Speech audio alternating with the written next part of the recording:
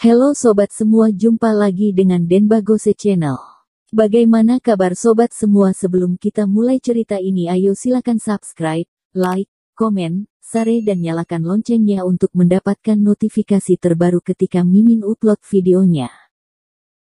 Bab 1400 Undangan Kisentong. Thomas ketika menerima telepon dari Melissa, dia tidak perlu berpikir terlalu banyak, pasti karena masalah keluarga Zhu. Berili sangatlah mungkin sudah membawa keluarga Zhu ke jurang. Kak Thomas, memang benar seperti perkiraanmu, sekarang Bailey sudah mentransfer uangnya. Sekarang aku bersama kakekku pergi ke Provinsi Engsi dan bersiap untuk kembali ke keluarga. Zhu's Medical Beauty jauh lebih buruk daripada yang aku bayangkan. Namun sekarang semuanya sudah terlambat. Zhu's Medical Beauty memakan semua current cash dari Zhu's Paraquetica Co. Ltd. Sekarang telah dalam masalah besar dan tidak bisa kabur. Melissa berkata dengan panik, perkataan Thomas bagaikan ramalan Tuhan. Sekarang keluarga Zhu benar-benar telah menjadi berantakan, tidak hanya Zhu's Pharmaceutical Co. Ltd yang mengalami kelumpuhan, sekarang Zhu's Medical Beauty juga rugi banyak uang, itu bagaikan black hole saja. Sebanyak apapun uang yang dimasukkan akan rugi seberapa banyak lagi, sama sekali tidak terlihat ada harapan. Besok, Bailey mengundang Direktur Meng dari Swan Company, dan ada bos besar di Provinsi Engsi, dia bersiap untuk bertaruh untuk terakhir kalinya, tapi menurutku Direktur Meng dari Swan Company seharusnya tidak akan membantunya. Melissa menghempaskan nafasnya, di dalam hatinya penuh dengan rasa tidak berdaya. Bukan seharusnya, melainkan memang tidak akan, kata Thomas. Ferdi menerima undangan kemungkinan besar karena keberadaan Melissa, dan dia sama sekali tidak tahu alur kejadian. Sepertinya keluarga Zhu ingin bertaruh. Zhu's Medical Beauty mengandalkan uang dari Zhu, Pharmaceutical tetap saja tidak bisa menyelesaikan masalah, dan sekarang mulai beraksi ke Swan Company. Ini sungguh seru. Apa yang harus aku lakukan? Tanya Melissa dengan panik. Tunggu saja, lihatlah perkembangannya, lihatlah apa yang sebenarnya ingin dilakukan oleh keluarga Zhu. Ingat, kamu harus menunggu hingga keluarga Zhu meminta maaf kepadamu, jika tidak mereka akan menerima karma buruknya. Kata Thomas. Apakah kamu akan kemari, Kak Thomas? Aku sekarang bahkan tidak bisa dihitung sebagai menantu yang dinikahkan ke keluarga kalian, apa gunanya aku pergi ke sana? Kata Thomas sambil tertawa. Baiklah kalau begitu, Kak Thomas, kamu istirahat dulu, selamat malam. Melissa terus merasa tidak tenang, keluarga Zhu sekarang menerima berbagai masalah, dia menghabisi dirinya sendiri. Awalnya Zhu's Pharmaceutical Co. Ltd yang berkembang dengan baik, malah dijadikan sebagai kotak uang bagi Zhu's Medical Beauty, sekarang keduanya sama-sama buruk. Zhu Pharmaceutical sudah kehilangan uangnya, dan tengah dalam bahaya dibubarkan, sedangkan Zhu's Medical Beauty juga masih adalah sebuah black hole. Thomas baru saja ingin istirahat tidur, namun kebetulan sekali, dia menerima sebuah panggilan lagi. Halo, Dr. Qin, aku adalah Kisentong. Apakah Anda sekarang punya waktu? Tanya Kisen. Ada apa? Bilang saja, kita orang dalam. Thomas berkata sambil tertawa, Kisen pernah membantunya. Bos ini adalah orang yang sangatlah disukai oleh Thomas. Dia ramah dan murah hati, dia tidak pernah lama-lamain keadaan. Putriku, menderita sejenis penyakit aneh, sudah 1 bulan lebih, belakangan ini sangatlah kurus, dan sering mengatakan sesuatu aneh, kondisi tubuhnya makin hari makin buruk. Aku khawatir dia menderita penyakit tertentu. Aku ingin meminta Dr. Qin untuk mengecek putriku. Apakah Anda punya waktu? Kata Kisen dengan hati-hati. Baiklah, besok aku akan pergi ke sana untuk melihat penyakitnya. Kata Thomas.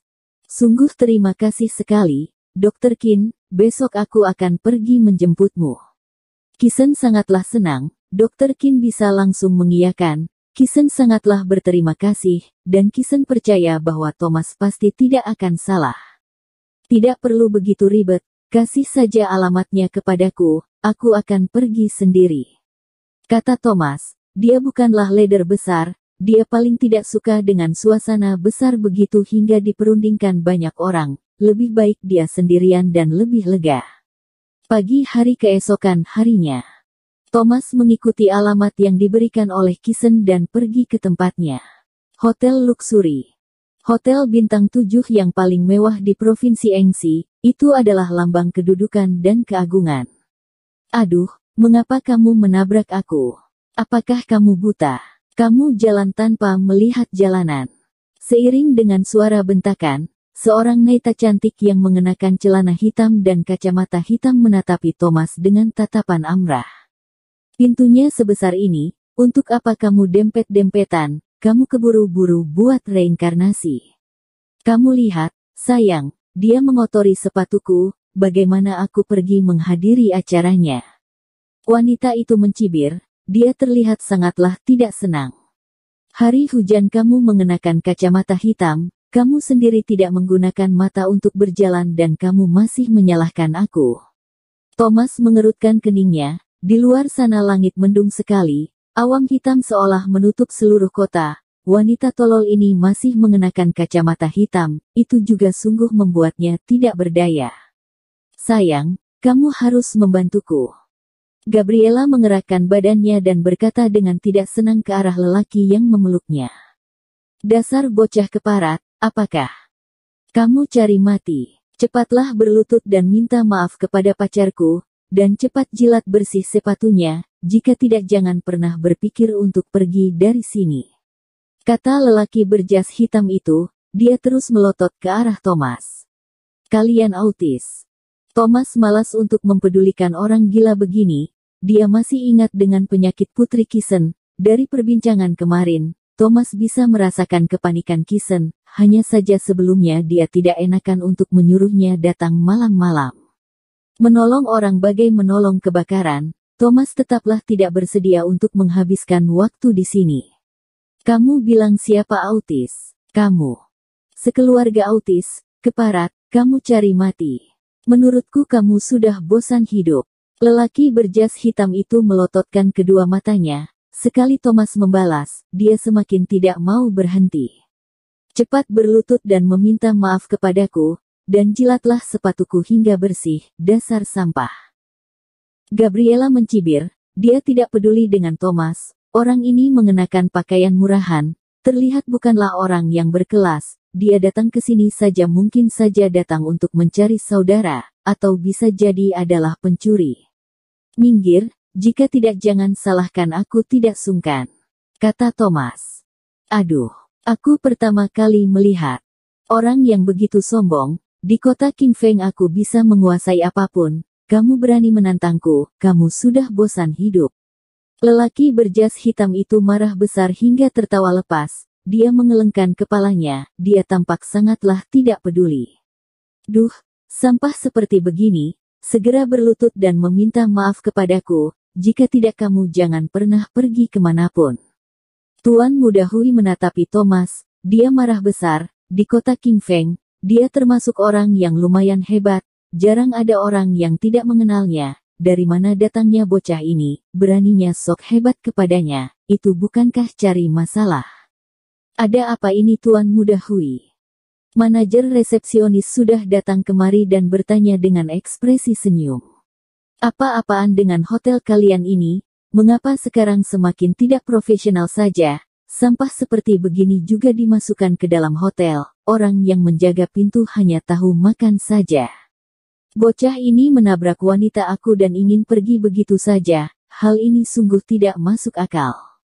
Tuan Muda Hui merapikan rantai emas di lehernya dan tampak sangatlah merendahkan.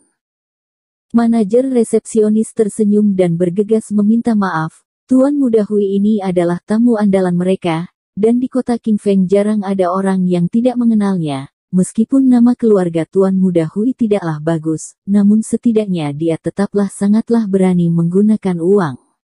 Ini adalah dewa uang mereka berbisnis mana mungkin akan menyinggung dewa uang mereka. Tuan Muda Hui, Anda jangan marah dulu, jangan marah, jangan marah.